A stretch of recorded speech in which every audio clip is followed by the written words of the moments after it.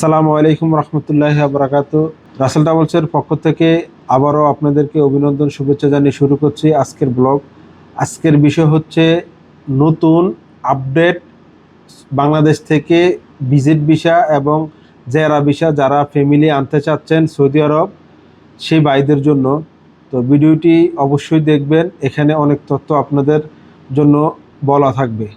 তো ভাইরা শুরু থেকে বলছি, আমরা আগের যে ভিডিওটিতে বলেছিলাম যে আপনার 15 বছরের ঊর্ধ্বে যাদের পুলিশ ক্লিয়ারেন্স লাগবে সেই জিনিসটা পরিবর্তন করে সৌদি এম্বাসি ঢাকা থেকে একটি বিজ্ঞাপন জারি করছে। সেটি হচ্ছে যাদের বয়স আগে বলেছিল 15 বছর, এখন সেটি বৃদ্ধি করে 19 বছর। 19 বছরের থেকে উপরে যাদের বয়স বেশি তারাই শুধুমাত্র পুলিশ ক্লিয়ারেন্স নেবেন, আর যাদের 19 বছরের নিচে আছে তাদের পুলিশ ক্লিয়ারেন্স লাগবে না।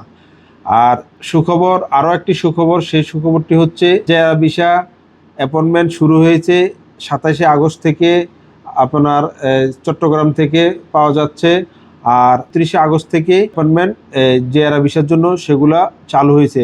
তো আপনারা যারা আপনাদের ফ্যামিলি জেআরআ ভিসা বা ভিজিট ভিসা সৌদি আরবে আনতে চাচ্ছেন সেই ভাইদের উদ্দেশ্যে বলছি, যাদের 19 বছরের বেশি বয়স তারা অবশ্যই আজই আপনারা অনলাইনে পুলিশ ক্লিয়ারেন্সের জন্য আবেদন করুন এবং আপনার নিকটবর্তী যে থানা আছে সেখানে যোগাযোগ করুন এবং সার্টিফিকেট সংগ্রহ করুন। তারপর আপনারা আপনাদের অনলাইনে অ্যাপয়েন্টমেন্ট নেওয়ার জন্য আবেদন করুন।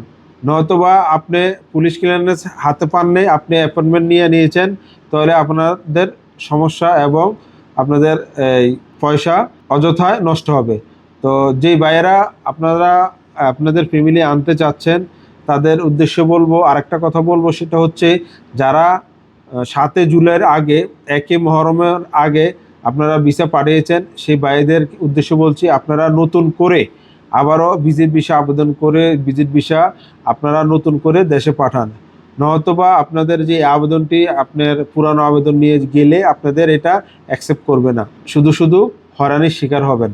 তো আরও নতুন নতুন তথ্য পেতে আমাদের চ্যানেলটি সাবস্ক্রাইব করুন এবং আমাদের জানেন আপনারা আমরা ভিসা সংক্রান্ত সকল প্রসেসিং নিয়ে কাজ করে থাকি। সৌদি আরব থেকে যারা বিভিন্ন দেশে যেতে চান আজই আমাদের সাথে যোগাযোগ করুন, ইনশাল্লাহ আমরা আপনাদের সকল ভিজিট ভিসার প্রসেসিংয়ের কাজ করে থাকি। ধন্যবাদ সবাইকে, আল্লাহ হাফেজ, আসসালামু আলাইকুম রহমতুল্লাহ।